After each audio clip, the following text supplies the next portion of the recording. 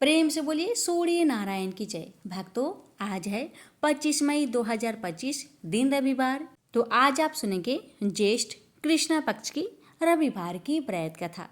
रविवार का व्रत करने और कथा सुनने से भक्तों पर सूरज भगवान की असीम कृपा प्राप्त होती है। तो आइए सुनते हैं सूरज भगवान की व्रत कथा। एक ब्राह्मण था। वह सूरज भगवान का बहुत बड़ा भक्त था। नहाता धोआता कहानी कहता था पर कुछ कमाता नहीं था।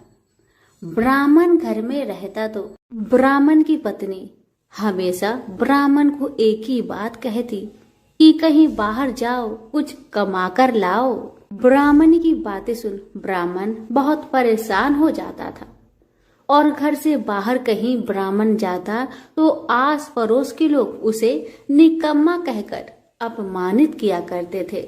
सभी लोगों से परेशान होकर ब्राह्मण सूर्य भगवान का पूजन सामग्री लेकर जंगल में चला गया और वह जंगल में एक बहुत बड़ा सूखा पीपल का पेड़ था।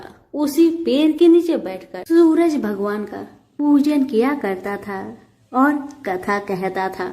उसी पीपल के पेड़ के आसपास एक सूखा सा तालाब था। उसमें थोड़ा सा ही पानी था। उसी पानी से लोटा भरकर वह ब्राह्मण सूर्य नारायण को जल चढ़ाया करता था। पूजा का जल बहकर सूखे पीपल के वृक्ष से होकर सूखे तालाब में जाया करता था। जल के जाते ही सूखे पीपल हरा भरा हो गया और सूखी तालाब साफ पानी से भर गया। तालाब का पानी इतना साफ हो गया कि उसी जल में सूर्य नारायण दिखाई देने लगे और कहने लगे, ब्राह्मण वर मांग, तू क्या मांगना चाहता है? ब्राह्मण ने सुना तो घबरा गया। सोचने लगा कि पीपल में कोई भूत प्रेत तो नहीं रहता। जब भी ब्राह्मण सुबह सूर्य नारायण का पूजा करता तभी आवाज आता। ब्राह्मण इस आवाज को सुनकर बहुत चिंता में पड़ गया और चिंता के कारण उसका शरीर दुबला हो गया। ब्राह्मणी भी कभी कभार अपने पति ब्राह्मण से जंगल में मिलने आया करती थी। ब्राह्मणी ने जब ब्राह्मण को दुबला पतला होते हुए देखा तो उसने पूछा, ब्राह्मण देव, आप दिन ब दिन सूखते क्यों जा रहे हैं? इसका क्या कारण है? तब ब्राह्मण ने सारा कहानी बताया।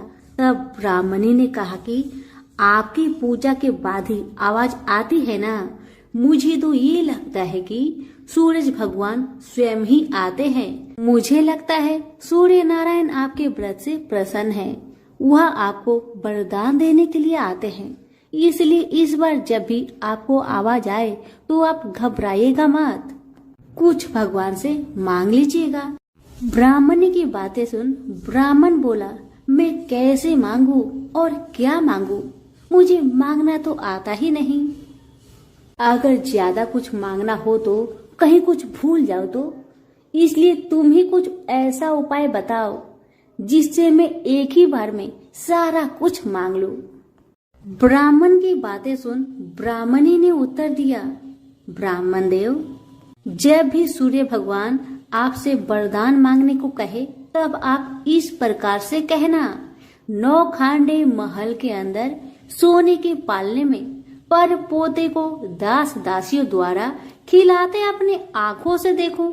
इस प्रकार लंबी उम्र, महल, बेटे पोते, पर पोते और धन सब मिल जाएगा। क्योंकि जब धन होगा तभी तो सोने का पालना दास दासियां होंगे और आंखें घुटने ठीक होंगे और तभी तो पर पोते को सोने के पालने में झूला झूला सकेंगे और देख सकेंगे। दूसरे दिन पूजा के बाद जैसे ही आवाज आया तो ब्राह्मण ने वैसा ही किया जैसे ब्राह्मणी ने समझाया था। ब्राह्मण ने हाथ जोड़कर सूर्य भगवान से प्रार्थना किया, हे सूर्य नारायण, अगर आप मेरे पूजा से प्रसन्न है तो मुझे वर दीजिए कि 9 खांडे महल के अंदर सोने के पालने में पर पोते को दास दासिया द्वारा खिलाते अपनी आंखों से देखो। ब्राह्मण की बातें सुन सूरज भगवान ने कहा, देखने में तो ब्राह्मण सीधा साधा भोला भाला लगता है, पर एक ही बार में सब मांग लिया। सूरज भगवान ने कहा, जा तेरी इच्छा पूरी हो, जो तुमने मांगा तुम्हें अवश्य मिलेगी। ब्राह्मण जंगल से घर आया तो देखा कि उसकी टूटी हुई झोपड़ी की जगह एक नौखंडा महल खड़ा है। दास दासी आ और जा रहे थे। ब्राह्मण ने उनसे कहा, यहाँ मेरी झोपड़ी और बूढ़ी ब्राह्मणी रहती थी, वो कहाँ गई, क्या तुम्हें पता है? इतने में ही उस नौखंडे महल के दरवाजे से एक सुंदर औरत गहनों और सुंदर कपड़ों से सजी हुई बाहर आई और ब्राह्मण से बोली, आ जाइए, अपना ही घर है। ये सब तो सूर्य नारायण का चमत्कार है, उन्होंने आपकी मनोकामना को पूर्ण कर दिया है। ब्राह्मण की बातें सुन ब्राह्मण ने कहा, हम इतने सारे धन का क्या करेंगे?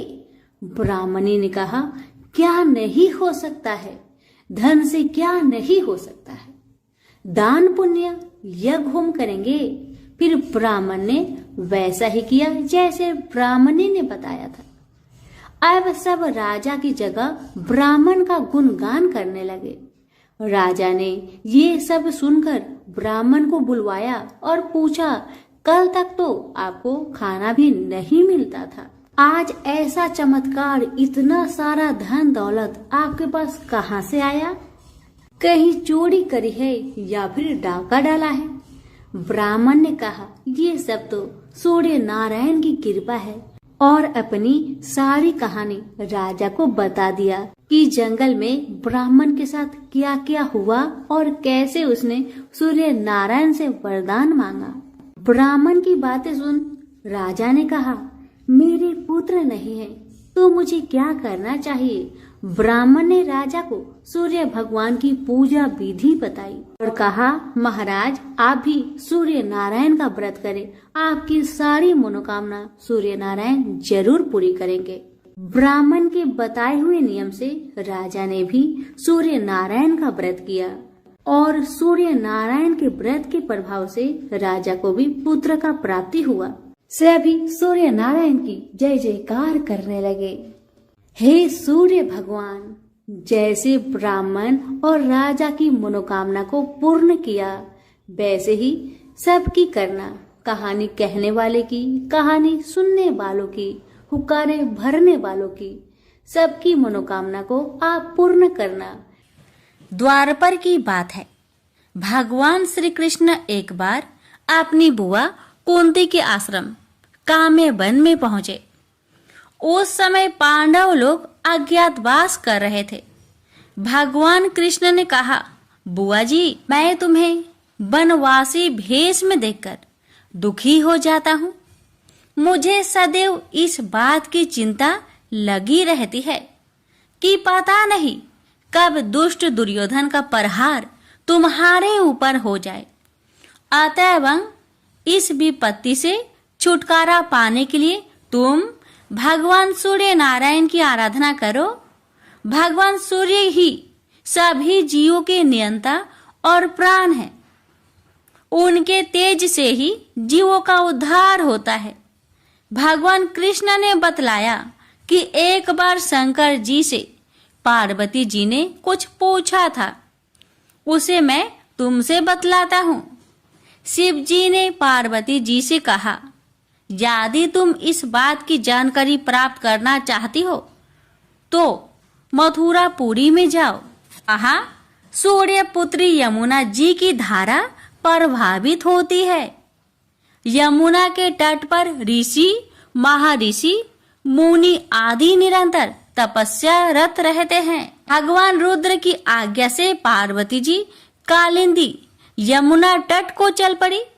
कुछ ही दूर जाने पर उन्हें रास्ते में रोती बिलखती एक स्त्री दिखाई पड़ी। उसने बतलाया कि उसका नाम कुसुमवती है और उसका निवास कुसुमाकर वन के बीच में है। संतानहीनता होने के कारण उसके पति बसंत ने उन्हें त्याग दिया है और इस प्रकार वह निराश्रिता हो गई है। पार्वती जी उस स्त्री को साथ ले आगे चली गई। उन्हें रोती हुई एक दूसरी स्त्री मिली। उसने बताया कि मेरा नाम गंगा है। मेरे पति महाराज शांतनु ने पुत्रों के जीवित न रहने के कारण मुझे अपमानित किया, जिससे मैं दुखी होकर घर चली आई हूँ। इसी प्रकार थोड़ी दूर जाने पर मधुबन में माधवी नाम की एक स्त्री और मिली, जो पति के वैभव का नाश होने के कारण घर से निकाल दी गई थी। इनके अंतरल आगे जाने पर कुमुद वन में कुमुदा नाम की स्त्री से भेंट हुई, जिसके पति को राजा ने बंदी बना लिया था और वह व्याकुल होकर विलाप कर रही थी। उन सभी स्त्रियों को साथ लेकर पार्वती जी यमुना तट पर जा पहुंची। उस तट पर पूजन उत्सव देखकर पार्वती जी ने ऋषि पत्नियों से पूछा कि यह किस देव की आराधना हो रही है, इस पूजन का विधान और फल क्या है। उनकी बात सुनकर एक ऋषि पत्नी ने कहा, यह जगत पिता सूर्य नारायण का व्रत है और सभी मनोरथों को पूर्ण करने वाला है। इस व्रत को करके प्रत्येक नर नारी अभिष्ट सिद्धि प्राप्त होती है। तुम्हारी भी यदि कोई वांछा हो तो इस व्रत को करके प्राप्त करो। ऋषि पत्नियों से ऐसी बात सुनकर पार्वती जी अत्यंत प्रसन्न हुई और उस व्रत के विधान का फल को जानकर शिव जी के पास लौट आई। पार्वती जी ने इस व्रत को करके विघ्न नाशक गणेश जी जैसे पुत्र को प्राप्त किया। प्रेम से बोलिए सूर्य नारायण की जय। एक माँ बेटी थी। माँ गाय चराने जाती। चैत्र का महीना आया, सूरज रोठा का रविवार आया। माँ ने बेटी से कहा, बेटी आज तेरे व मेरे लिए 2 रोट बना ले, मैं गाय चरा कर आती हूँ, फिर तू और मैं दोनों पूजा करेंगे। बेटी ने माँ के निमित्त एक रोट तैयार किया। इतने में सूरज भगवान जोगी का रूप धारण करके आए और बोले, माई भिक्षा दो। बेटी ने कहा, मेरा रोट अभी पका नहीं है। जोगी ने कहा कि मैं जाता हूं। बेटी ने सोचा कि जा तक खाली नहीं जाना चाहिए और उसने माँ के रोट में से किनार खांडी करके जोगी को थोड़ा रोट दे दिया। माँ गाय चरा कर आई। बेटी से बोली, मेरा रोट कहाँ है? खंडित रोट देकर माँ बावली हो गई। वो घी रोठो दे, रोठा माइली कवरो दे कहती नगरी में घूमने लगी। बेटी डर के मारे पीपल के झाड़ पर बैठ गई। 3-4 दिन निकले। बेटी भूखी प्यासी बैठी रही। सूरज भगवान को उस पर दया आई। सूरज भगवान ने उसके लिए पानी का लोटा व चूरमा भेज दिया। एक दिन एक राजा का कुंवर शिकार करके आया और उसी पीपल की ठंडी छाया में बैठा और बोला, कितना अच्छा होता कि पीने को थोड़ा पानी मिल जाता। ऐसा सुनते ही लड़की ने थोड़ा पानी डाला। राजा के कुंवर ने कहा, मुझे बहुत भूख लगी है, कोई खाने को दे तो अच्छा होगा। लड़की ने ऊपर से चूरमा डाला। कुंवर की भूख प्यास मिट गई। वह विचार करने लगा कि यहाँ कोई है। यह सोचकर राजा ने अपने सिपाहियों को पीपल के पेड़ पर खोज करने भेजा। उन्होंने सब जगह देखा, उन्हें कुछ नहीं मिला। तो राजा का कुंवर खुद ऊपर चढ़ा और ढूंढा तो वो लड़की मिली। राजकुंवर ने कहा कि तू कौन है? तब लड़की ने अपनी कहानी सुनाई। राजा के कुंवर ने कहा, मेरे साथ शादी करोगी? लड़की बोली, आप तो नगर के राजा हैं, मैं गरीब व अनाथ लड़की हूँ, मेरे कोई नहीं है। राजा जी माने नहीं। गाजे बाजे के साथ उस कन्या को पीपल के नीचे ब्याह कर घर ले गए। बहुत दिन बीते। एक दिन माँ घूमती घामती महल के बाहर पहुंच गई और आवाजें देने लगी, घी रोठो दे, घी रोटा माइली कोर दे। बेटी छत पर खड़ी देख रही थी। रानी ने सिपाहियों को भेजकर माँ को बुलाया और एक कमरे में ठहराया। कमरा बंद कर दिया।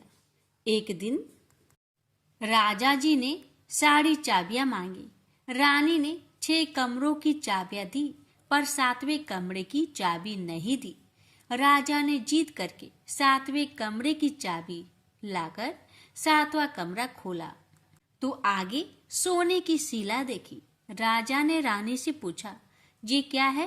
रानी ने कहा, ये मेरे पीहर की भेंट है। राजा बोले, हमको आपका पीहर देखना है। रानी ने कहा, मेरे पीहर नहीं है, आप तो मुझे पीपल के पेड़ के नीचे से ब्याह कर लाए थे। राजा हठ करने लगे तो रानी सूरज भगवान से विनती करने लगी और 1.25 पहर का पीहर बासा मांगा। और राजा रानी पीपल के पेड़ के नीचे आए। वहां सारा कुटुंब था। कोई कहे मौसा जी आया, कोई कहे जीजा जी आया, तो कोई कहे फूफा जी आया।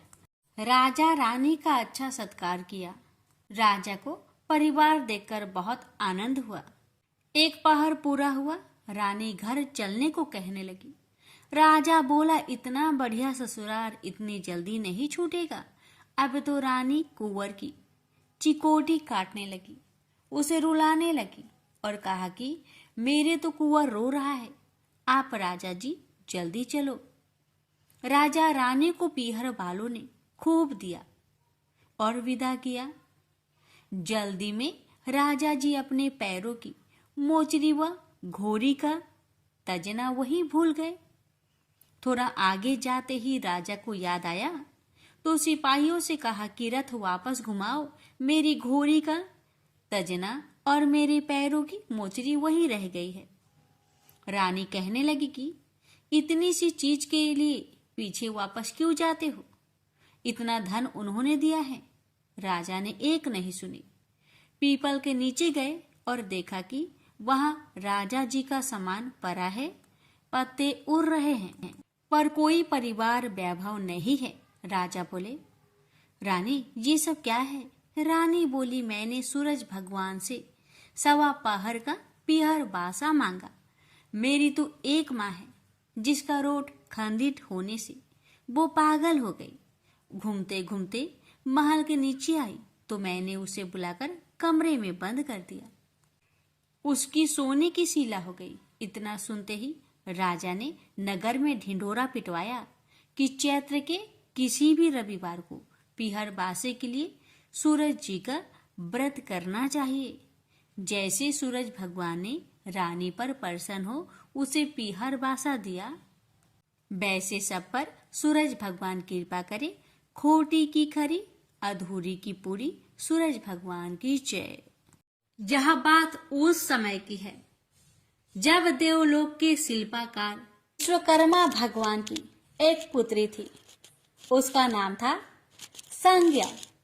वह दिन भर तपती धूप में खेला करती थी। सूर्य की तेज किरणों से जैसे उस पर कोई असर ही नहीं होता था। संज्ञा जब बड़ी हुई तो एक दिन विश्वकर्मा और उसकी पत्नी ने संज्ञा को बड़े मुग्ध भाव से सूर्य को निहारते देखा।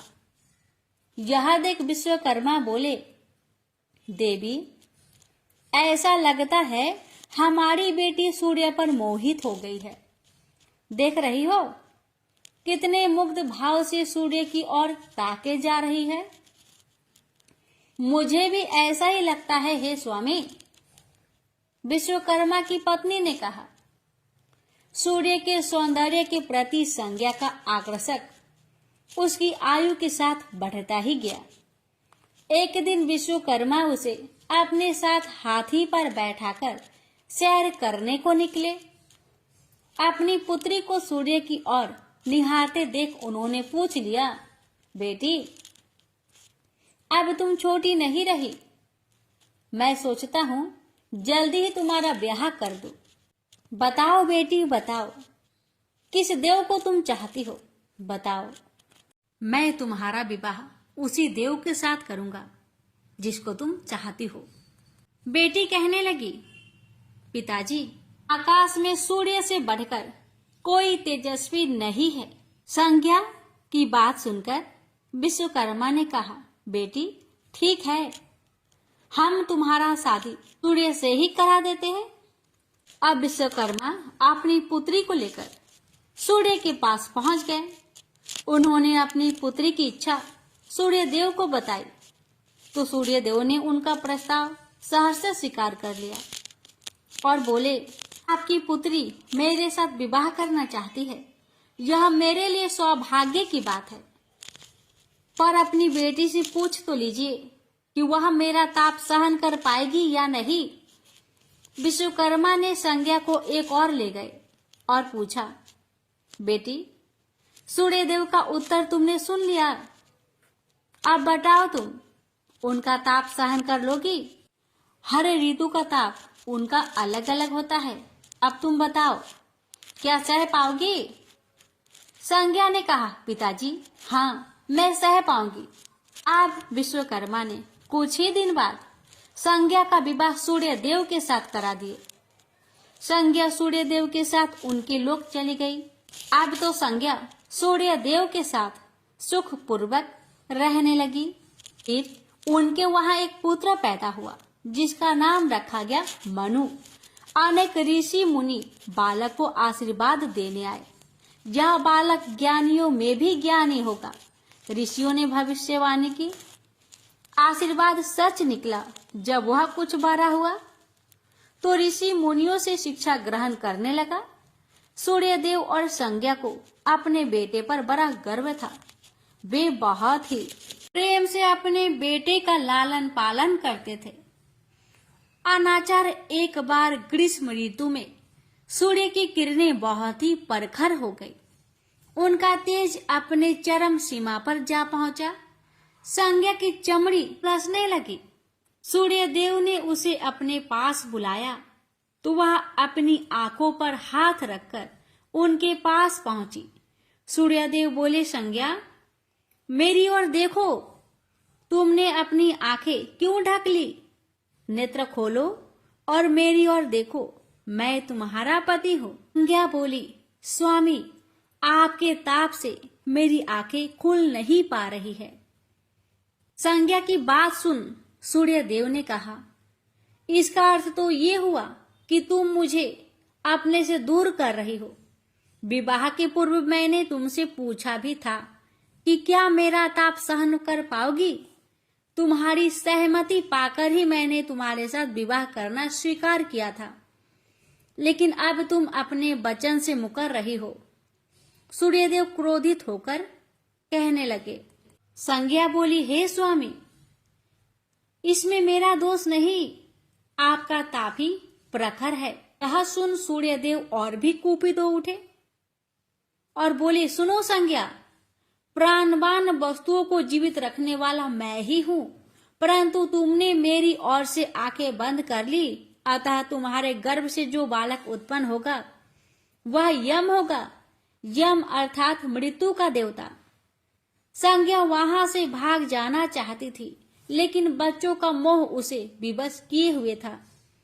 संज्ञा की एक सहचरी थी, उसका नाम था छाया, जो हूबहू संज्ञा की ही प्रतिलिपि थी। उसने इस विषय में छाया की मदद लेने का निश्चय किया। उसने छाया को बुलाया और अपनी समस्या बताई। सुनकर छाया बोली, मुझे क्या करना होगा? तो संज्ञा कहने लगी, तुम संज्ञा बनकर मेरे पति के साथ जाओ और उनकी पत्नी और बच्चों की मां बनकर वहीं रहो। फिर छाया ने कहा, अगर उन्होंने मुझसे पूछताछ की तो मैं क्या कहूंगी? तो संज्ञा ने कहा, तुम बता देना कि मैं संज्ञा हूँ, अपना भेद कभी मत खोलना। छाया कहती है, लेकिन मैं ये सब कैसे करूंगी? और करूंगी तो मेरी एक शर्त भी है कि अगर कभी सूर्यदेव मुझ पर बिगड़े या फिर श्राप देने लगे तो मैं सारा भेद खोल दूंगी। संज्ञा ने कहा, ठीक है छाया, अब जाओ और मेरे बच्चों को संभालो। तुमने मुझे बहुत ही कठिन काम सौंपा है संज्ञा। छाया कहने लगी, फिर भी मैं भरसक प्रयत्न करूंगी। और वहां से छाया चली गई। उसके जाने के बाद संज्ञा सोचने लगी, मैं मायके जाती हूँ, माँ और पिताजी मुझे देखकर बहुत प्रसन्न होंगे।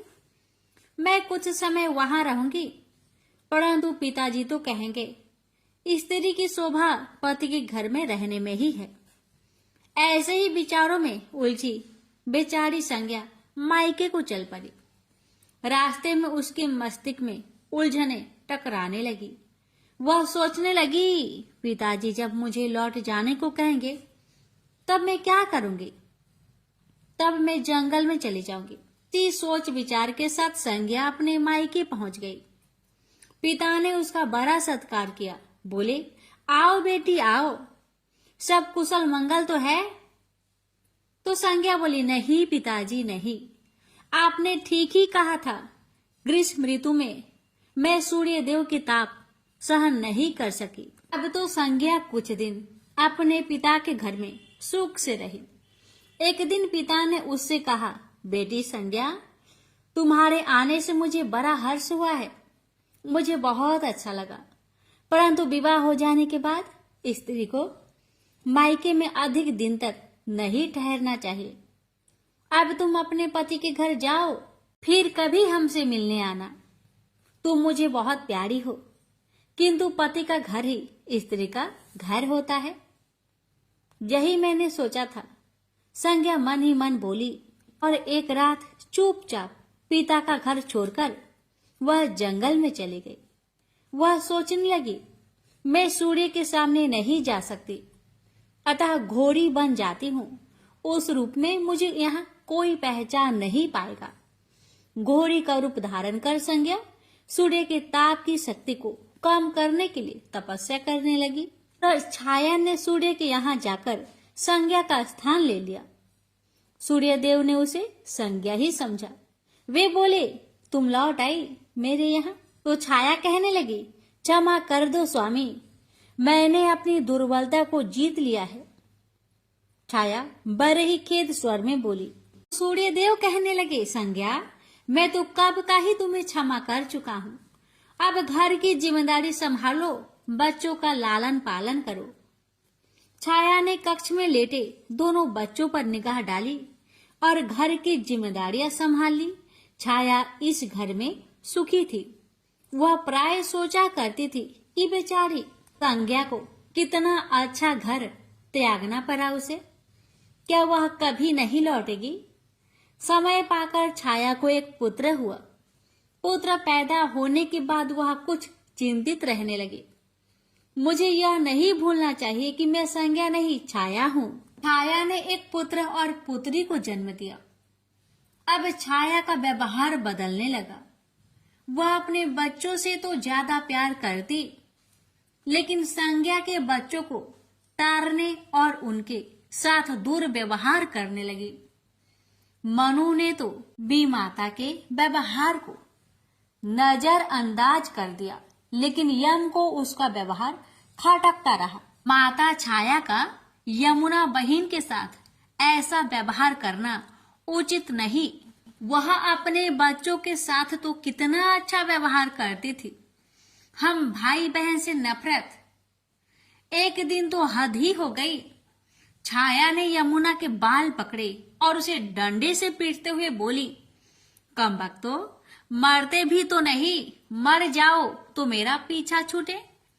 जब छाया देर तक यमुना को पीटती रही तो यम से न रहा गया। उसने जाकर छाया का हाथ पकड़ लिया और गुस्से से बोला, बस माता बस, अब तुमने यमुना पर हाथ उठाया तो मुझसे बुरा कोई ना होगा। अच्छा, तेरी यह हिम्मत, मुझे धमकी देता है?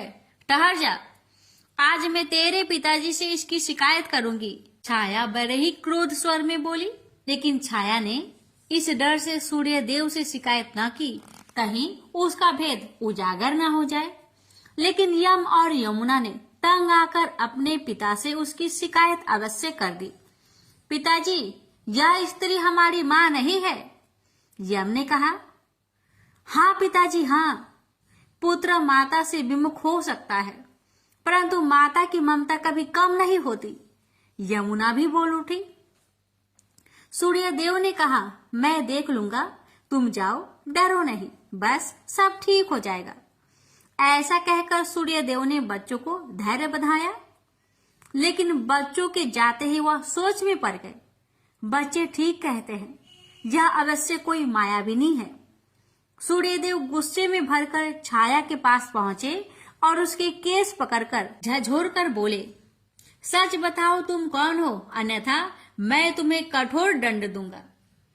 ठहरिए स्वामी ठहरिए, छाया कांपती हुई बोली। स्वामी, मैं संज्ञा की छाया हूं। वह आपकी देखभाल का भार किसी को सौंपे बिना नहीं जाना चाहती थी, इसलिए उसने मुझे आपके पास भेज दिया है। सूर्यदेव ने कहा, संज्ञा कहाँ गई है? तो छाया ने बताया, अपने पिता के यहाँ। अब तो सूर्यदेव सीधे विश्वकर्मा के पास पहुंचे और उनसे पूछा कि संज्ञा कहाँ है? तो विश्वकर्मा जी ने कहा, वह तुम्हारे तेज से बचने के लिए यहाँ आई थी। विश्वकर्मा की बातें सुन सूर्यदेव ने कहा, तो आप मेरा तेज को घटा दीजिए, फिर उसे खोजने के लिए चलते हैं। विश्वकर्मा ने सूर्यदेव के तेज का 8वां भाग को छाट दिया, जिससे उनका तेज घट गया। फिर वे संज्ञा को खोजने निकले। उन्होंने राहगीरों से पूछताछ की, तुमने इधर कोई घोड़ी को देखा है क्या? हाँ, एक बिलछन घोड़ी को हमने नदी के पास विचरण करते हुए देखा है, राहगीरों ने बताया। उसमें बिलछन की क्या बात है? वह घोड़ी मानवी भाषा भी बोलती है। देव, अब तो यह अवश्य ही संज्ञा होगी, सूर्यदेव बोले।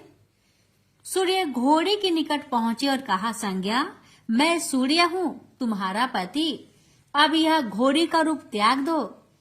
जब तक मेरी मनोकामना पूरी न होगी, मैं यह घोड़ी का रूप नहीं त्यागूंगी। घोड़ी बनी संज्ञा ने उत्तर दिया, तुम्हारी मनोकामना तो पूरी भी हो गई, सूर्यदेव ने कहा। फिर विश्वकर्मा बोलने लगे, बेटी, सूर्यदेव ठीक कहते हैं, मैंने इनके तेज का 8वां भाग को काट दिया है। पिता से अवशासन पाकर संज्ञा ने अपना घोड़ी वाला रूप त्याग दिया और अपने स्वाभाविक रूप में आ गई। वह हर्ष से अपने पिता से लिपट गई और फूट फूट कर रोने लगी। फिर उसने झुककर सूर्यदेव के पांव छुए और पूछा, स्वामी, हमारे बच्चे तो सकुशल है ना? सूर्यदेव ने कहा, हाँ, दोनों बच्चे ठीक है। मनु, यम और यमुना को अब फिर से मां मिल जाएगी। सूर्यदेव ने मुस्कुराकर कहा, मैं अब कभी भी अपना घर त्याग कर नहीं जाऊंगी। संज्ञा ने सूर्यदेव को वचन दिया और साथ में संज्ञा बोली, स्वामी, आप छाया को क्षमा कर देना और अपने साथ ही रखना। दोनों का मिलन देखकर विश्वकर्मा ने भी अपना आशीर्वाद प्रदान किया। जाओ और सदा सुख शांति से रहो। सूर्यदेव और संज्ञा सूर्यलोक पहुंचे और छाया और बच्चे के साथ आनंद पूर्वक रहने लगे। तो प्रेम से बोलिए, सूर्य नारायण की जय। अटपट नगरी का एक गरीब ब्राह्मण लकड़ियों और घास के लिए हर रोज जंगल में जाया करता था। एक दिन उसने वहां वन देवियों को सूरज भगवान की पूजा करते हुए देखा। सूर्य नारायण के आह्वान का उनका अनुष्ठान अनूठा था। ब्राह्मण ने साहस जुटाकर उनसे पूछा कि ये क्या कर रहे हैं आप लोग? तब उन्होंने उत्तर दिया, यह सूर्य नारायण का अनुष्ठान है। ब्राह्मण ने कहा, मुझे भी इसकी विधि बताइए। तब वन देवियों ने कहा, नहीं, यह बहुत शक्तिशाली अनुष्ठान है। यदि हम तुम्हें सिखा देंगे तो संभवतः तुम अहंकारी हो जाओगे और इसे विधि पूर्वक न करोगे। ब्राह्मण ने वचन दिया, नहीं नहीं, मैं ऐसा बिल्कुल नहीं करूंगा। मैं विनम्रता पूर्वक संपूर्ण विधि का भली भांति पालन करूंगा। तब वन देवियों ने कहा, उसे अनुष्ठान की विधि समझाई कि रविवार को चंदन सार से सूर्य नारायण का चित्र बनाकर उसे पुष्प और फल अर्पित करे। उसके बाद 6 महीने तक हर रविवार को वह ऐसा ही करे। फिर उसके अगले 6 महीने गरीबों को दान करे। ब्राह्मण घर गया और रविवार से अनुष्ठान प्रारंभ कर दिया। उसके अनुष्ठान से सूरज भगवान बहुत प्रसन्न हुए। धन धान्य से ब्राह्मण का घर भर गया। उसे बहुत प्रसिद्धि प्राप्त हुई। एक दिन रानी ने उसे बुलवाया। राजमहल में जाते समय भय से उसकी टांगे कांप रही थी। रानी ने उसे बैठने को आसन दिया और सहृदयता से कहने लगी, डरने की कोई बात नहीं है। हमने आपको इसलिए बुलाया है कि हम चाहते हैं आप अपनी बेटियां हमें दे दे। ब्राह्मण सिसकते हुए कहा, मेरी बेटियां बहुत तंगी में बड़ी हुई है।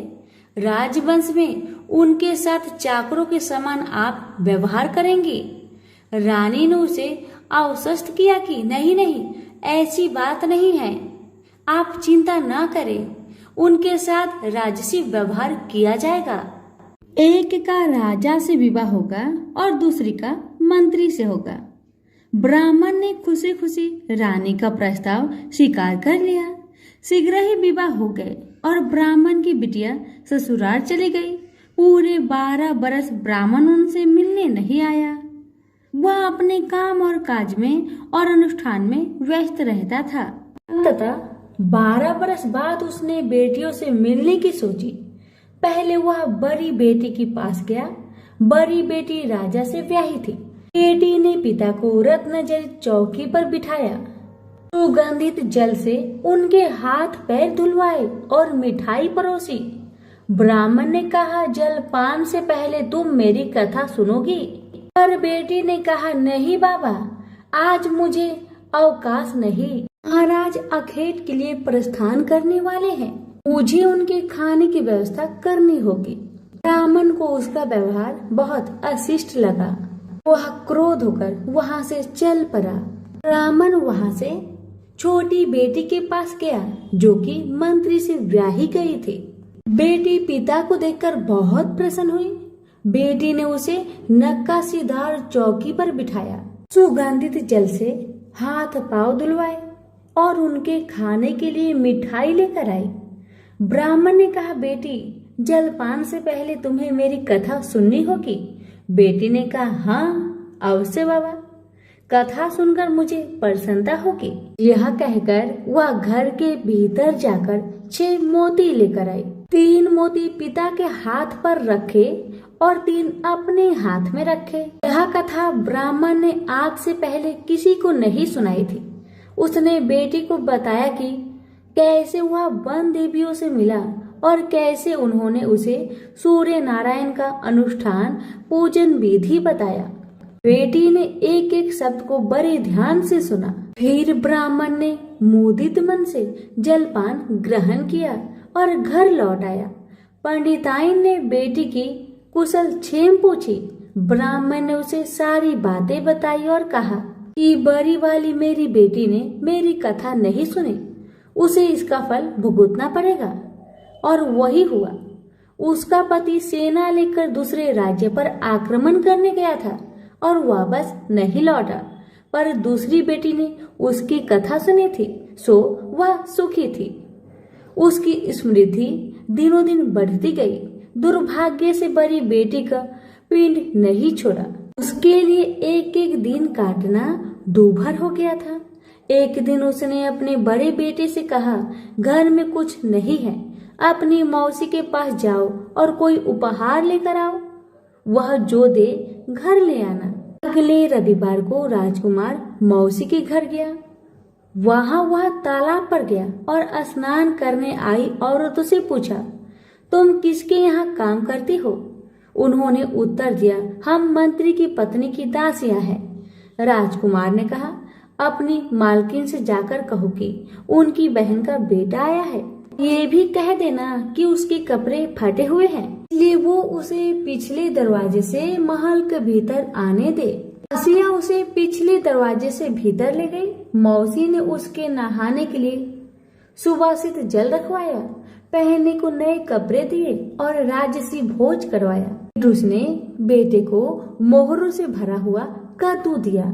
वह चलने लगा तो मौसी ने कहा, इसे संभाल कर ले जाना, कहीं खोना मत। और रास्ते में सूर्य भगवान ने माली के भेष धारण करके मोहर से भरा हुआ कद्दू चुरा लिया। वह घर पहुंचा तो माँ ने उससे पूछा कि मौसी ने तुम्हें क्या दिया। राजकुमार ने खाली हाथ दिखाते हुए कहा, जो भाग्य ने दिया वह कर्म ने छीन लिया। मौसी ने जो दिया वह रास्ते में खो गया।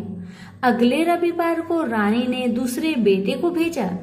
वह भी शहर के तालाब पर गया और नहाने धोने आई औरतों से पूछा, तुम कहाँ काम करती हो? औरतों ने कहा, हम मंत्री की पत्नी की दासियां हैं। अपनी मालकिन से कहो कि उसकी बहन का बेटा आया है। और उसे भी पिछले दरवाजे से भीतर ले जाया गया। नहाने और नए कपड़े पहनने के बाद राजकुमार ने भोजन किया। वह चलने लगा तो मौसी ने उसे मोहर से भरी हुई खोखली छड़ी दी और बोली, इसे संभाल कर ले जाना, कहीं खोना मत। रास्ते में सूरज भगवान ग्वाले का रूप धरकर आए और उसकी छड़ी चुरा लिए। वह घर पहुंचा तो रानी ने उससे पूछा कि मौसी ने तुम्हें क्या दिया? राजकुमार ने खाली हाथ दिखाकर कहा, जो भाग्य ने दिया वह कर्म ने छीन लिया। तीसरे रविवार को रानी ने तीसरे बेटे को भेजा। वह भी सीधे तालाब पर गया। मौसी ने उसकी भी वैसे ही खातिरदारी की। उसे नहलवाया, कपड़े दिए और खाना खिलाया। चलते समय उसने उसे मोहर से भरा हुआ खोखला नारियल दिया और कहा, इसे संभाल कर ले जाना, खोना मत। रास्ते में राजकुमार कुएं की जगह पर सुस्ताने के लिए रुका। जैसे ही उसने नारियल जगत पर रखा, वह लुढ़क कर कुएं में गिर गया। छपाक। वह घर पहुंचा तो रानी माँ ने पूछा कि वह क्या लाया है। राजकुमार ने जवाब दिया, जो भाग्य ने दिया वह कर्म ने छीन लिया। चौथा राजकुमार गया, तब भी वही हुआ। उसे मोहर से भरा हुआ कुल्हड़ मिला, जिसे सूर्य नारायण चील बनकर झपट ले गए। पांचवें रविवार को रानी खुद गई और जाकर तालाब पर खड़ी हो गई। छोटी बहन उसे खुद लेने के लिए आई और पिछले दरवाजे से घर में ले गई। नहलाने के बाद बताया कि उसकी विपत्ति का कारण यह है कि उसने बाबा की कथा सुनने से मना कर दिया था। फिर उसने दीदी को पूरी कथा सुनाई। रानी ने बहुत ध्यान से कथा सुनी और रविवार व्रत करने तक बहन के पास ही रही और दोनों बहनें बहुत ही श्रद्धा भक्ति के साथ सूरज भगवान की आराधना करती। रानी का अनुष्ठान पूरा भी नहीं हुआ था कि उसके दिन फिर गए। उसे समाचार मिला कि वर्षों की युद्ध के बाद उसके पति विजयी होकर अकूट धन लेकर साथ लौट रहे हैं।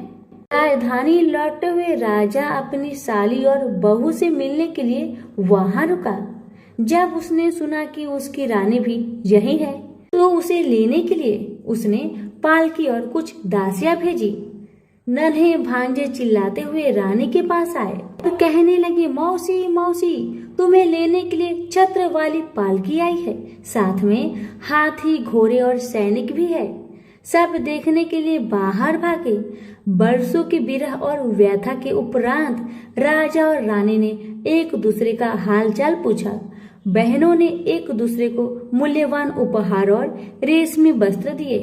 अगले दिन राजा और रानी ने अपने राजधानी के लिए प्रस्थान किया। पहले पड़ाव पर जब खाना बन गया तो रानी ने राजा के लिए और अपने लिए थाल परोसे। तभी उसे बहन से सुनी हुई कथा याद आई। उसने नौकरों को आदेश दिया कि वे पास के गांव में जाए और किसी निर्धन को लाए जो भूखा हो। गांव में उन्हें ऐसा कोई नहीं मिला, पर वापस आते समय उन्हें एक भूखा लकड़हारा मिल गया। वे उन्हीं को रानी के पास ले आए। रानी ने 6 मोती निकाले, 3 लकड़हारे को दिए और 3 अपने हाथ में रखे। फिर रानी ने उसे अपने पिता और वन देवियों की कथा सुनाई। लकड़हारे का रोम रोम कान बन गया। कथा सुनते ही उसके गड्ढर की सारी लकड़ियां सोने की हो गई।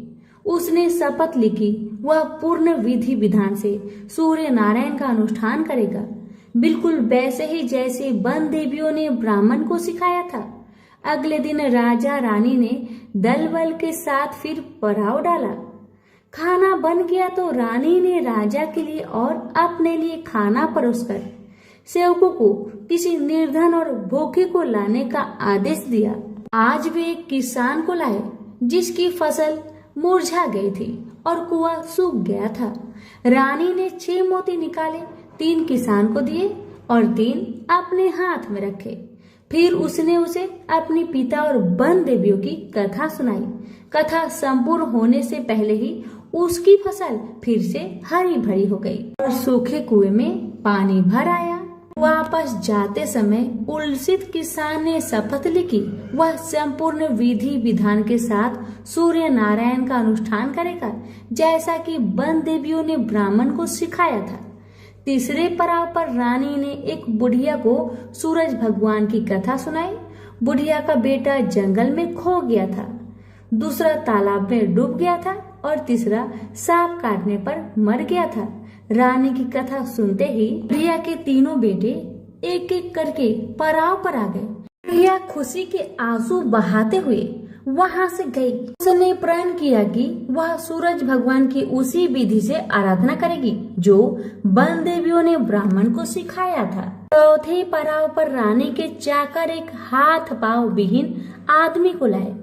उसकी आंखें इतनी कमजोर थी कि उसे मुश्किल से ही कुछ दिखता था, यहाँ तक कि उसका कोई नाम भी नहीं था।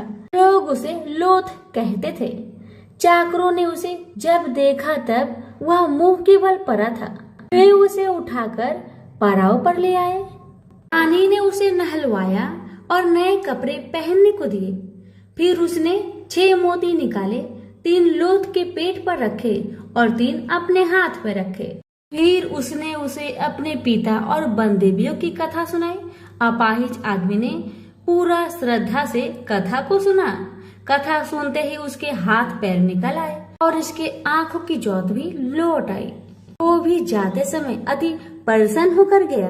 उसने शपथ लिया कि वह सूर्य नारायण की विधि पूर्वक आराधना करेगा, जैसे कि वन देवियों ने ब्राह्मण को बताया था। अगले दिन राजा और रानी अपनी राजधानी पहुंच गए।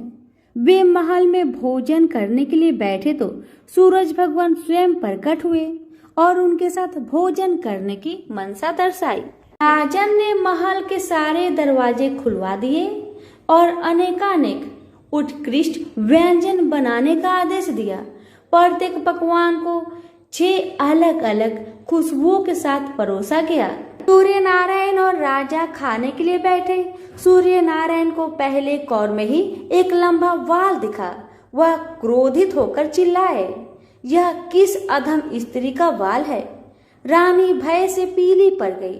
उसे याद आया कि अपनी विपत्ति के 12 वर्षों में वह उल्टे के नीचे बैठकर कंघी किया करती थी। संभवतः वह उसी का वाल है। वह सूरज भगवान के पैरों में गिर पड़ी, पर सूरज भगवान ने उसे माफ नहीं किया। अंततः रानी ने मोटी मोटी कंबल ओढ़ी, उल्टी में से एक एक लकड़ी निकाली और उस लकड़ी और बाल को शहर के बाहर ले जाकर अपने बाएं कंधे के ऊपर से फेंका। तब कहीं सूर्य नारायण का क्रोध शांत हुआ और उन्होंने भोजन ग्रहण किया। ब्राह्मण, राजा, रानी, उनके बच्चे, मंत्री की पत्नी, लकड़हारा, किसान, बुढ़िया और वह आदमी जिसे लोथ कहा जाता था, सभी को सूर्य नारायण की अनुकंपा से लंबी आयु मिली। जब तक वो जिए सुख से जिए। तो सभी प्रेम से बोलिए सूर्य नारायण की जय। एक था राजा, एक थी रानी। उनके पास सिपाही, घोड़े, दास दासिया, धन दौलत सब कुछ था। सिर्फ उन्हें संतान नहीं थी। इसी कारण राजा रानी बहुत ही दुखी रहते थे। संतान प्राप्ति के लिए उन्होंने हर तरह का दान धर्म, धार्मिक अनुष्ठान, जप, मंत्र, व्रत, पूजा पाठ किए, लेकिन कोई फायदा नहीं हुआ। अब राजा रानी दोनों ही बुढ़ापे की ओर बढ़ते गए। बुढ़ापे की ओर जैसे ही बढ़ते गए वैसे ही दोनों गहन सोच में पड़ गए। ये सोचकर कि उनकी कोई संतान नहीं है तो फिर इतने बड़े राज्य का क्या होगा, कौन बनेगा इस राज्य का वारिस। कौन लेगा प्रजा की जिम्मेदारी। राजा रानी दिन रात इसी चिंता में रहने लगे। उन्हें तो अब खाना पीना भी अच्छी नहीं लगती।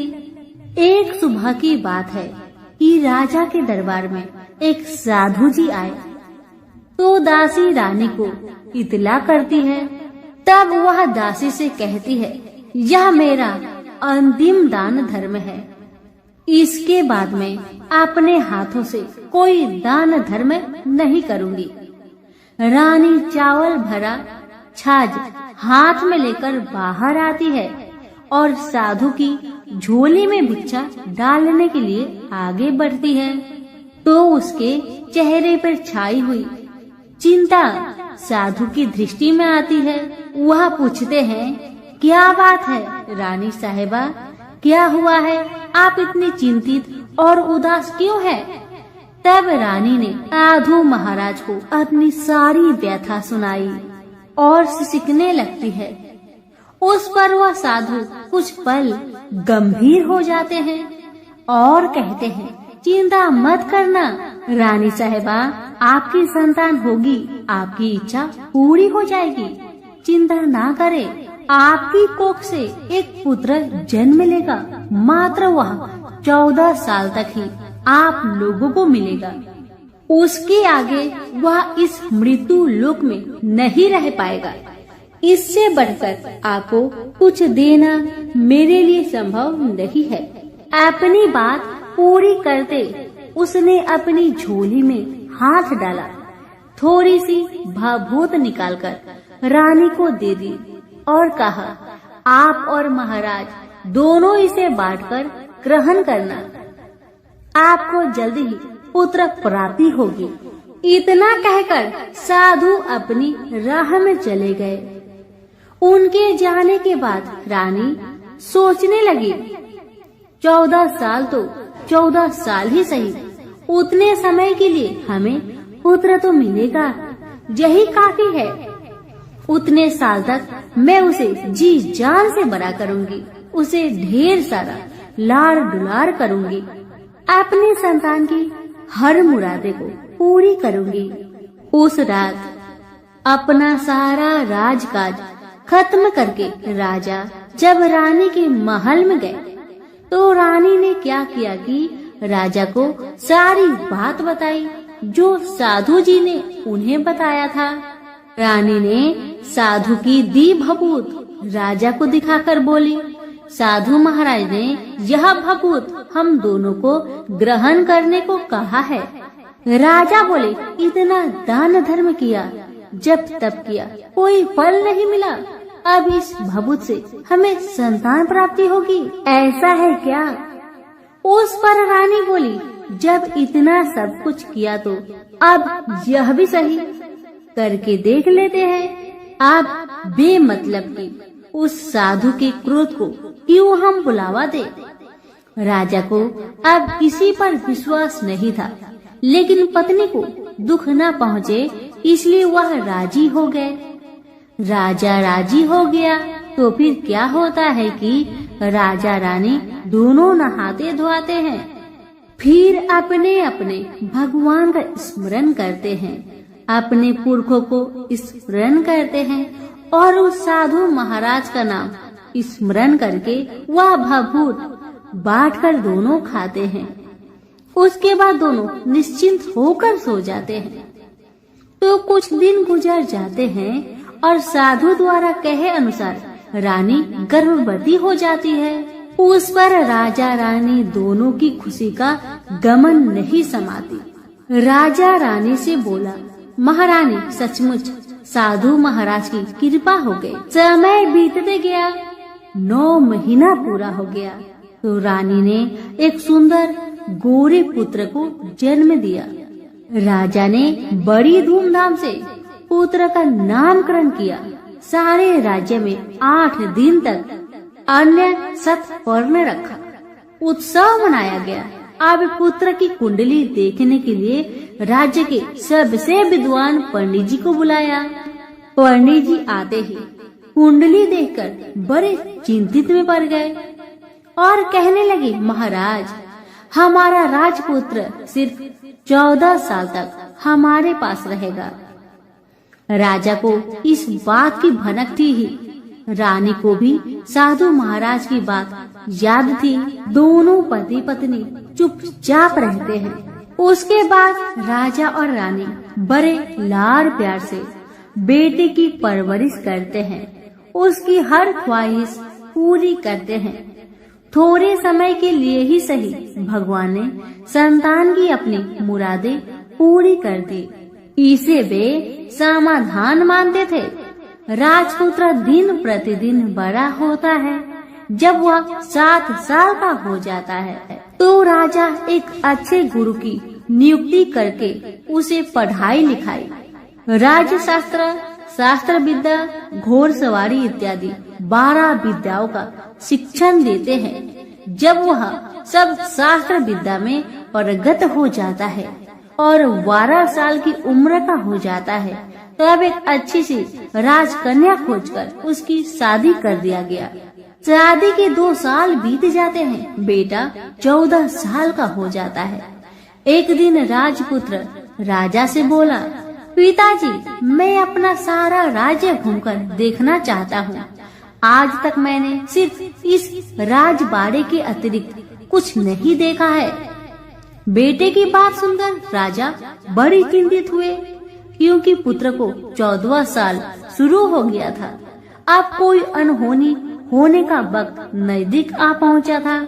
लेकिन राजा ये सब बातें पुत्र को बता नहीं सकता था। वह क्या करता है कि चेहरे पर खुशी लाकर बेटे से कहता है, हाँ हाँ जरूर जाओ बेटा, जरूर। तुम्हें अपना सारा राज्य घूमकर देखना चाहिए। कहाँ क्या है ये सब जानना चाहिए। कल तो मेरे बाद तुम्ही को राजा बनना है। मात्र एक बात का ध्यान रखे कि तुम जहाँ जा रहे हो, क्या कर रहे हो, क्या बात अपनी पत्नी को नहीं बताना। पुत्र ने कहा, ठीक है पिताजी, आपने जो कहा है मैं वैसा ही करूँगा। तो होता है ये कि राजपुत्र दिन भर अपने पत्नी के साथ मौज मस्ती करता है, खुशियाँ मनाता है और रात को ठीक 12 बजे बिस्तर से उठकर बाहर चला जाता है। फिर पौ फटने से पहले वापस अपने महल में आकर सो जाता है। ऐसे बहुत दिनों तक चलता रहा। अब पुत्र का 14वां साल खत्म होने में कुछ दिन ही बाकी रहते हैं। इतने में ये होता है कि उसकी पत्नी यानी छोटी रानी रात में जाग जाती है। वह देखती है कि बिस्तर पर राजपुत्र नहीं है। वह महल में सब जगह देखती है तो राजपुत्र कहीं भी नजर नहीं आते।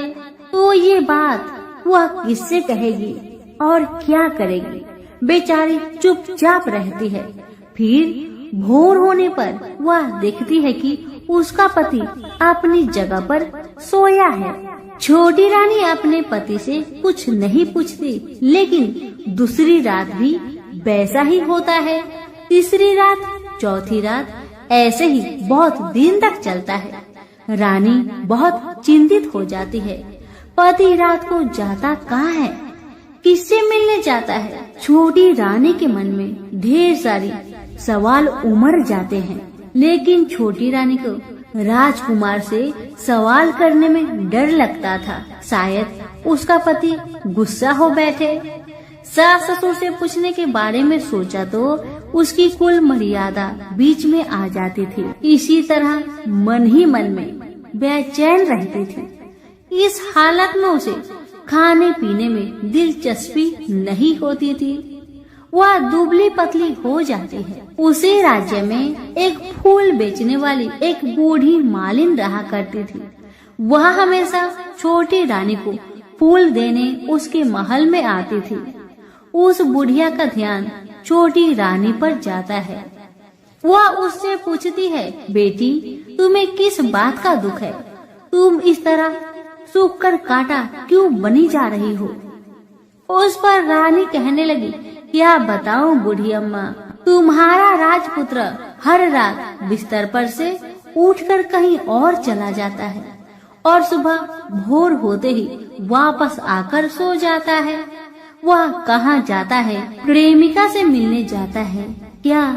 यह सोचकर मैं अन्न जल ग्रहण नहीं कर पाती और सूख सूख कर इस तरह कांटा बन गई हूँ।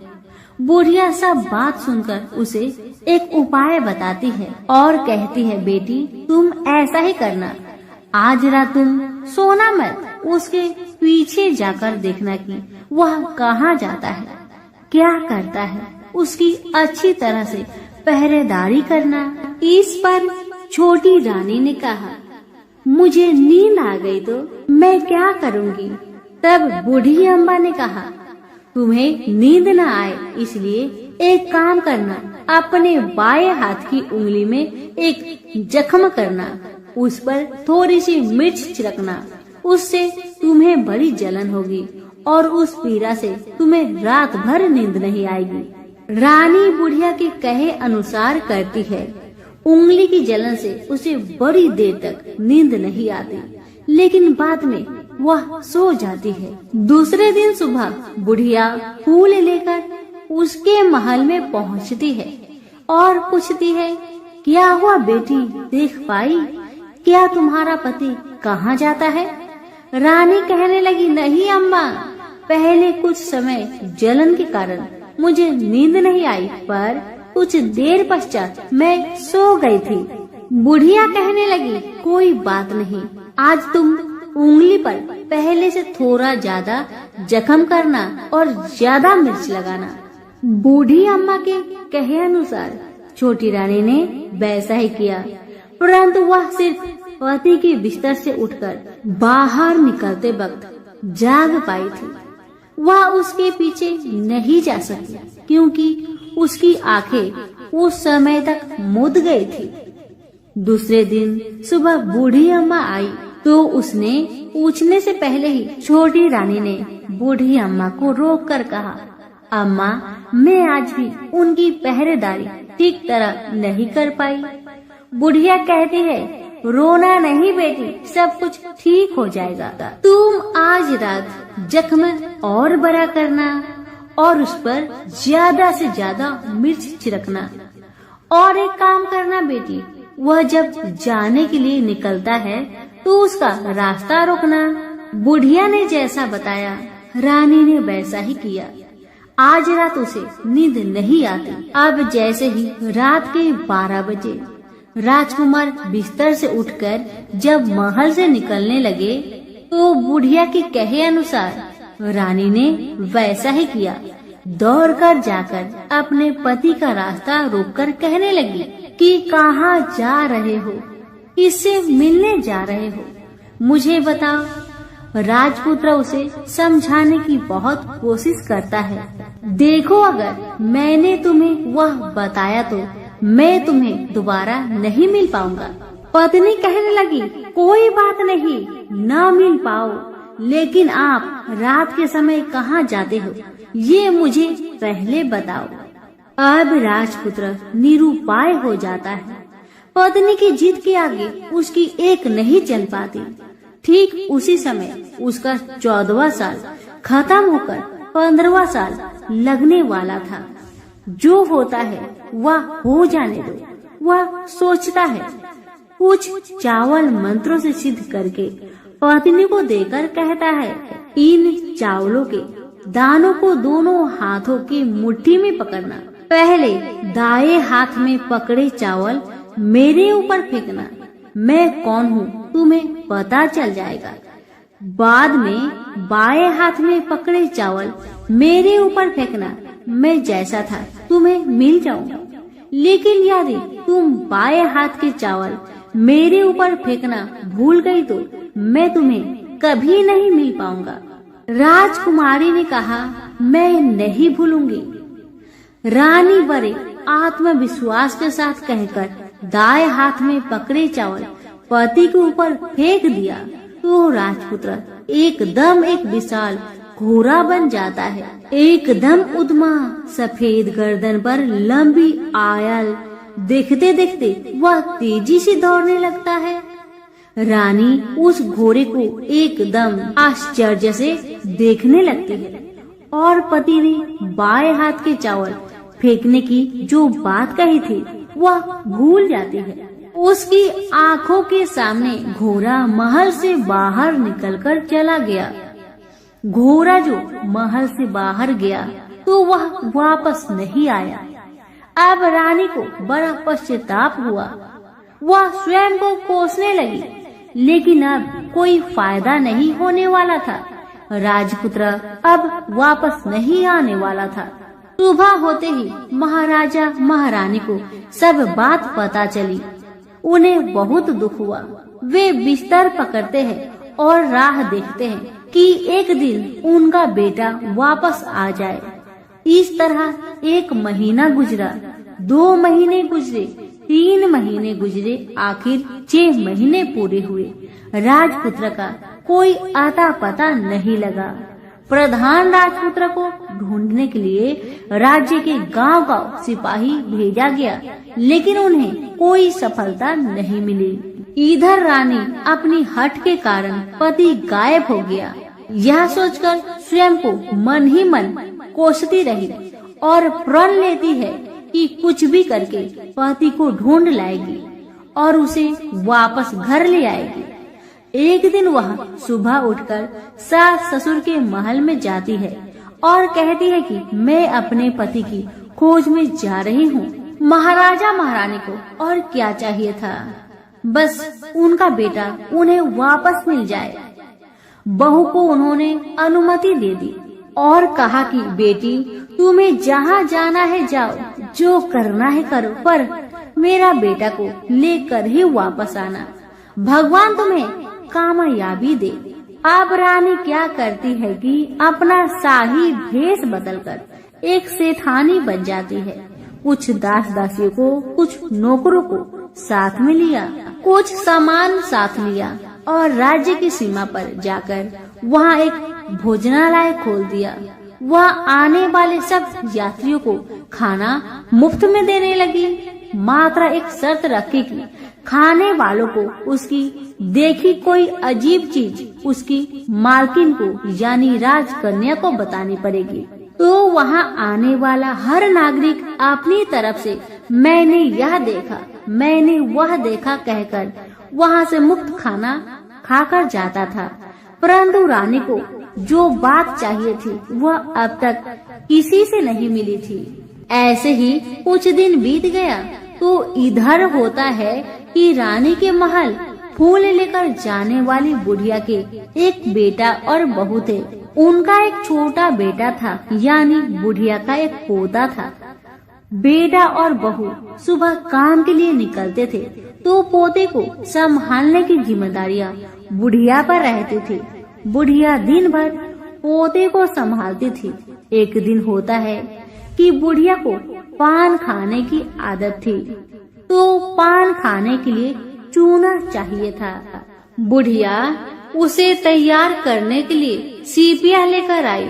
इन सीपियों भूनने के लिए गोबर के कंडे चाहिए थे। कंडे इकट्ठा करने के लिए वह बांस की टोकरी लेकर चरवाहे के मैदान में गई। वहाँ बहुत सारे कंडे थे। उन्हें जमा करते करते उसे घर आने में अंधेरा हो गया।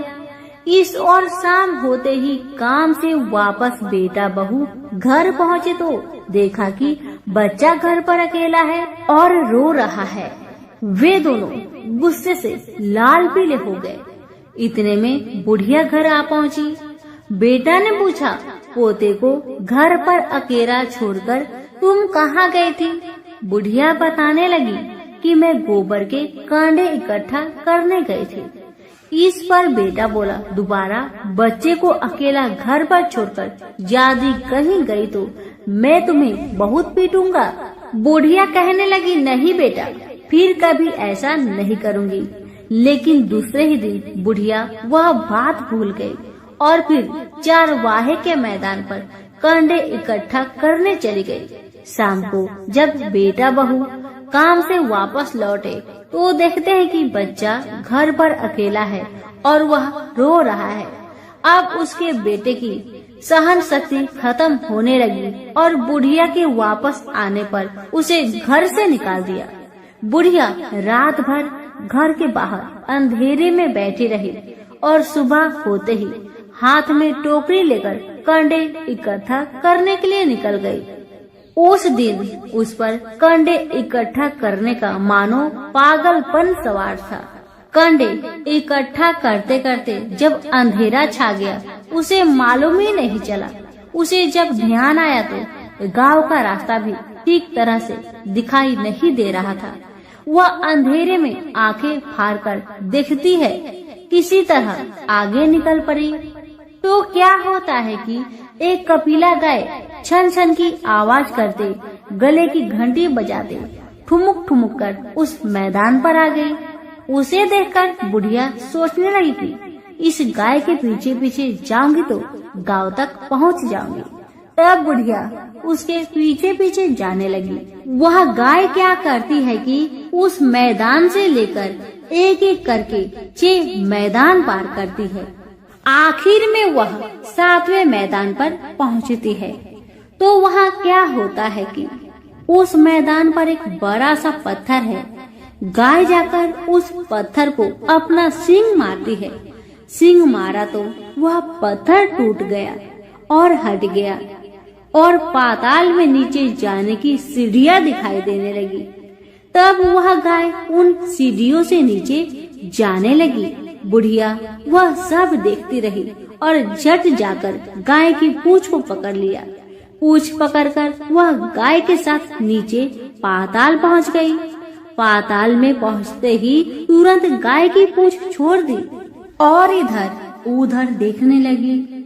वहीं से बुढ़िया ने देखा कि पाताल में सब जगह जगमगाहट है, दिया दीप जलते हैं और तेज रोशनी गाय के ऊपर पड़ रही है और वहाँ अद्भुत घटनाएं घटने लगी। गाय के नीचे जाते ही उसके गले में अपने आप सांकल पड़ गई और छमछम करके कोई दूधारी में गाय का दूध दोहने लगी। लेकिन जो भी कोई वह कर रहा है वह मात्र दिखाई नहीं दे रहा। बुढ़िया बहुत घबरा गई, कहाँ आकर फंस गई। वह सोचने लगी थी और यहाँ वहाँ छिपने के लिए जगह ढूंढने लगी, लेकिन उसे कहीं भी जगह नहीं मिली। हर जगह उजाला ही उजाला था। तो वह जो एक कोने में खड़ी रह गई और जो कुछ सामने हो रहा था उसे चुपचाप देख रही थी। कुछ पल के बाद वहाँ झट से एक उम्दा सफेद घोड़ा आया। वहाँ 2 कुंड थे। उसमें से एक कुंड में उस घोड़े ने छलांग लगाई और ऊपर आ गया। अब उसे राजपुत्र का रूप प्राप्त हो गया। राजपुत्र बनने के बाद उसने दूसरे कुंड के पानी में स्नान किया। वहाँ रखे नए कपड़े पहने। नजदीक ही एक सुंदर पलंग था, उस पर आकर बैठ गया।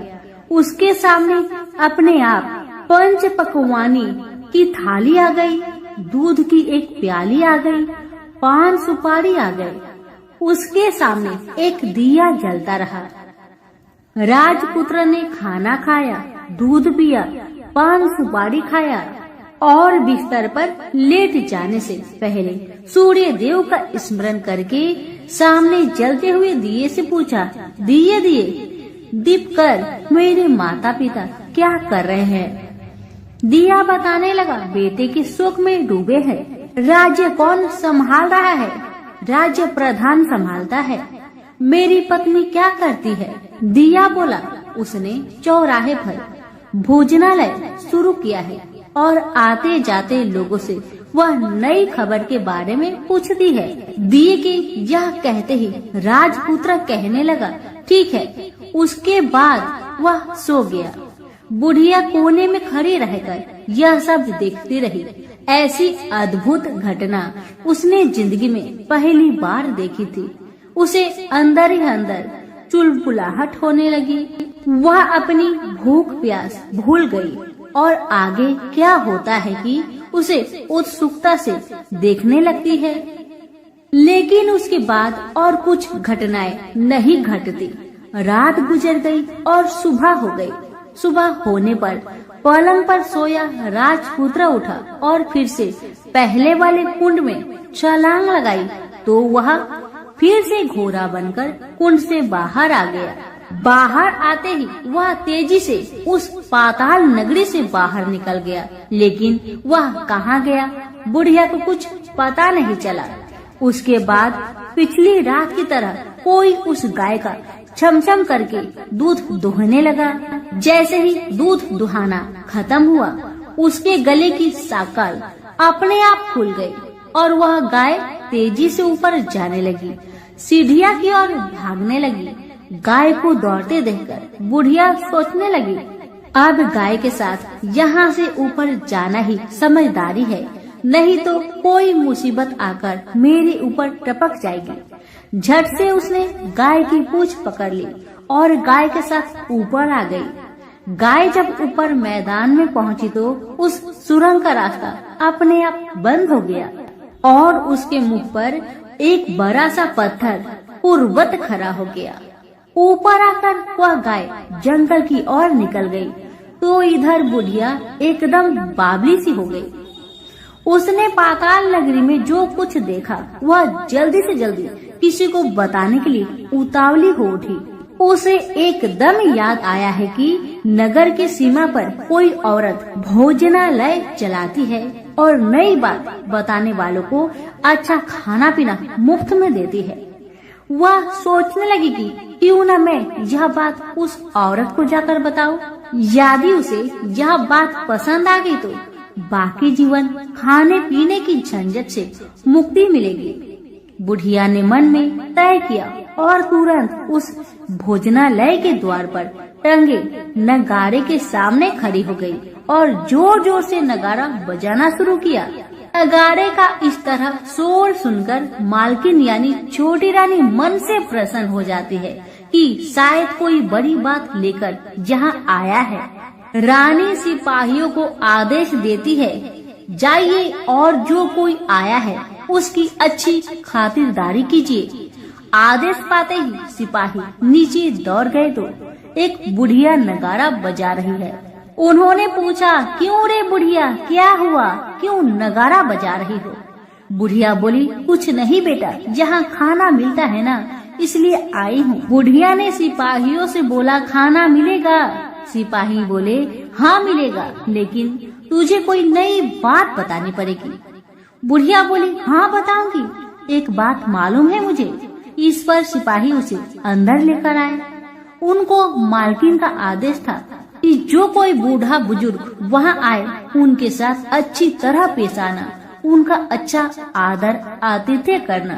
तो सिपाही ने इस बुढ़िया का भरपूर आदर आतिथ्य किया।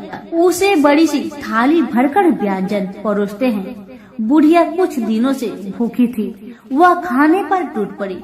खाना खाने के बाद सिपाही ने उसे नई साड़ी पहनने को दी।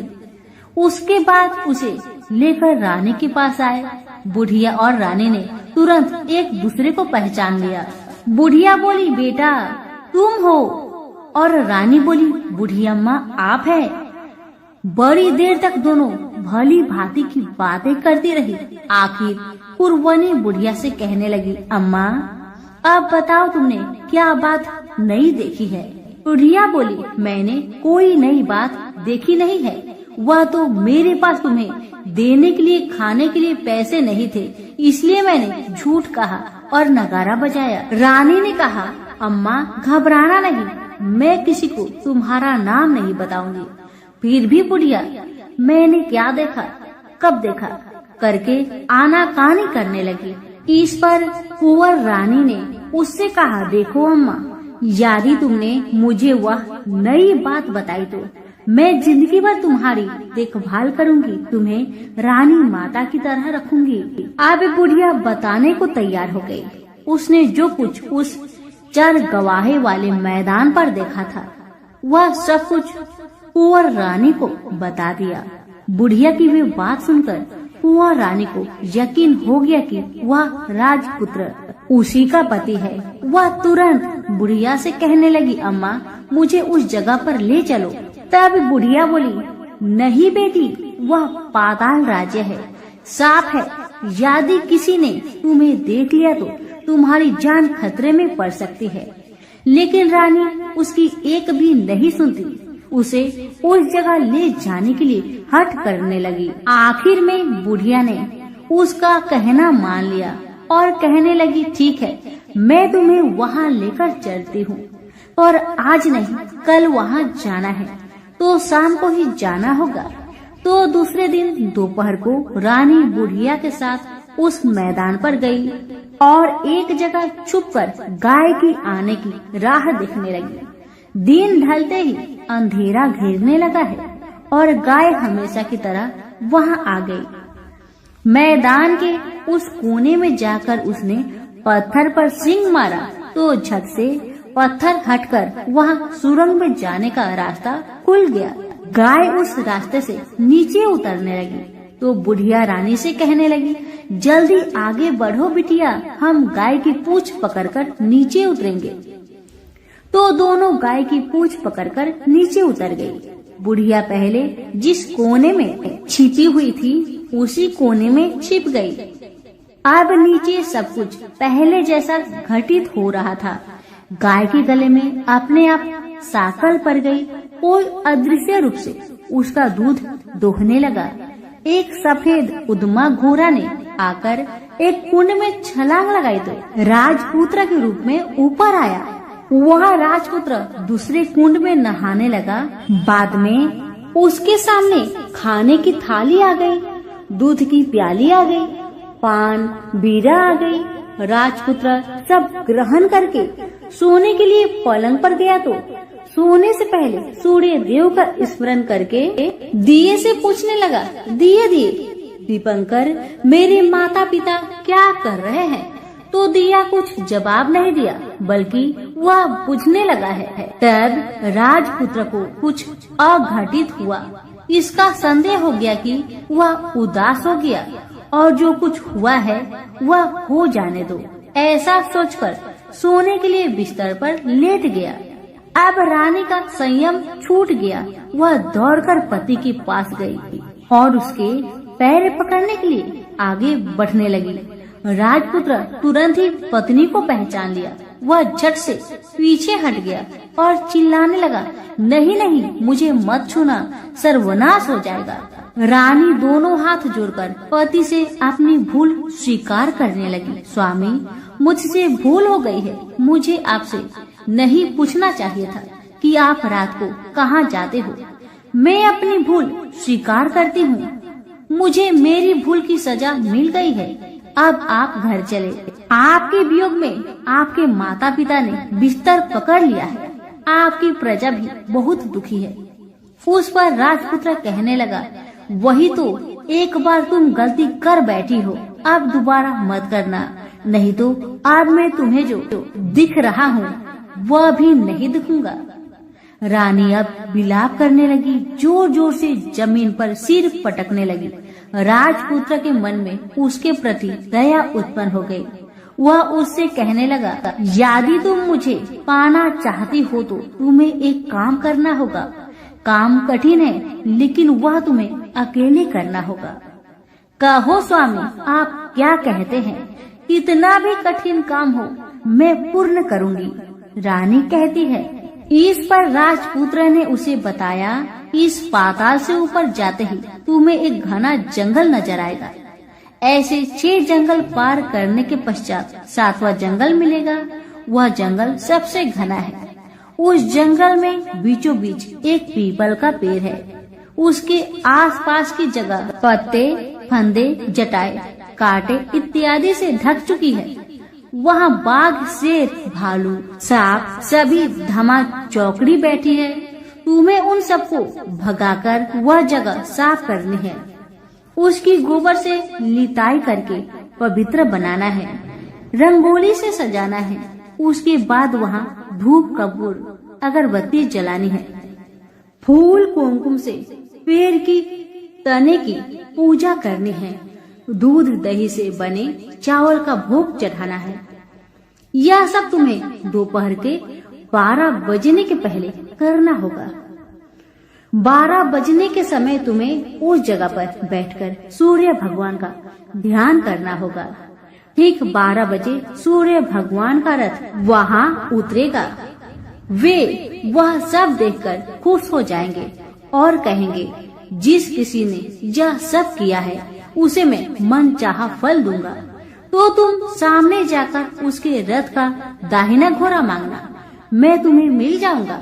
इतना बात कहकर राजपुत्र अपने पलंग पर सो गया और छोटी रानी भोर होने की राह देखने लगी। भोर होते ही वह बुढ़िया के साथ गाय की पूंछ पकड़कर ऊपर आ गई। ऊपर आने के बाद वह बुढ़िया से कहने लगी, अम्मा अब मैं अकेले ही आगे जाऊंगी, तुम भोजनालय वापस जाओ। वह जंगल में जाकर राजपुत्र की बताई जगह ढूंढने लगी और स्वयं आरी से वह जगह साफ कर दी। बाद में राजपुत्र ने जैसे बताया वैसी लिपाई पुताई करके वापस आ गई। दूसरे दिन पौ फटने से पहले ही और जंगल में उस जगह पहुंची। वहां जाकर इत्र गुलाब का पानी छिड़ककर वह जगह सुगंधित की। धूप अगरबत्ती जलाकर उसे पवित्र किया और पूजा की। सब सामग्री वहां तैयार रखकर सूर्य भगवान का ध्यान करने बैठ गई। जैसे कि पति ने बताया था, दोपहर को ठीक 12 बजे सूर्य भगवान का रथ उस पीपल के पेड़ पर आकर रुका है। सूर्य भगवान ने जब रथ से नीचे देखा तो सुगंधित वातावरण देखकर बहुत खुश हुए और फिर बोले, जिस किसी ने यह काम किया है वह यहाँ आकर मुझसे कुछ भी मांगे, मैं उसे दूंगा।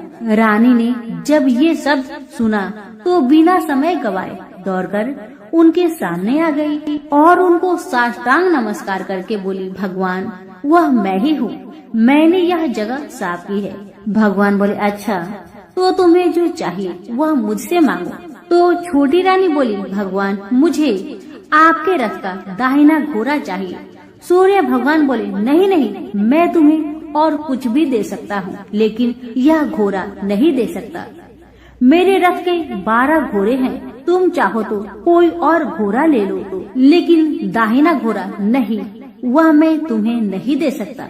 छोटी रानी ने एक नहीं सुनी, वह सूर्य देव से एक ही बात कह रही थी, वही दाहिना घोड़ा दे दीजिए, नहीं तो मैं आपके पैरों में गिरकर अपनी जान दे दूंगी।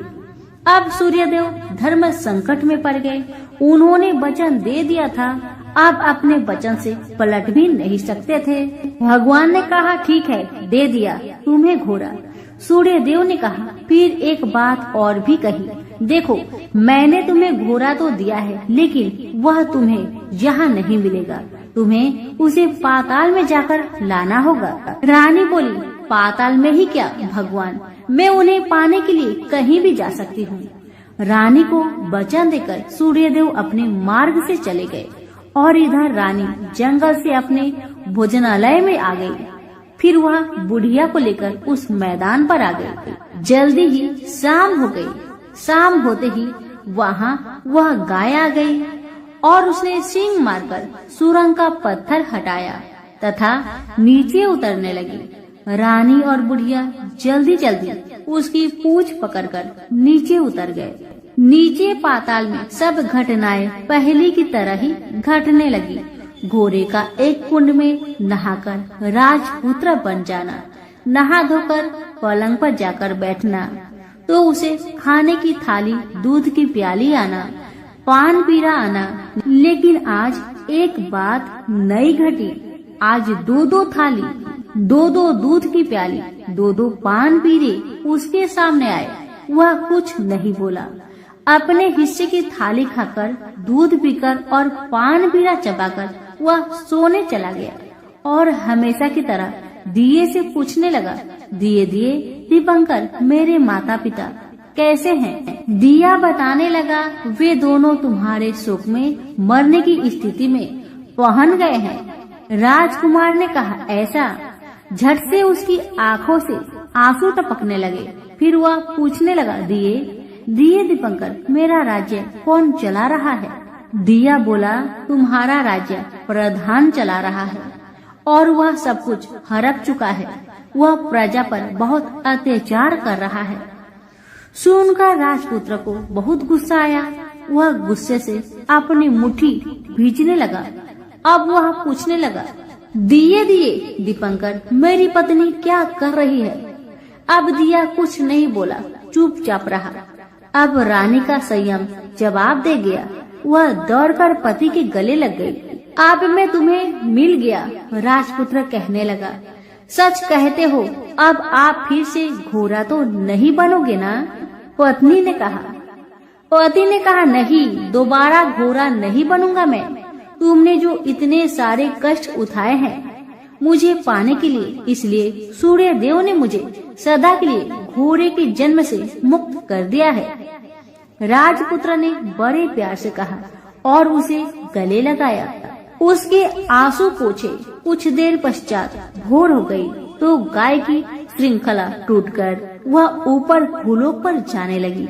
रानी, राजपुत्र और बुढ़िया उसकी पूंछ पकड़कर ऊपर आ गए।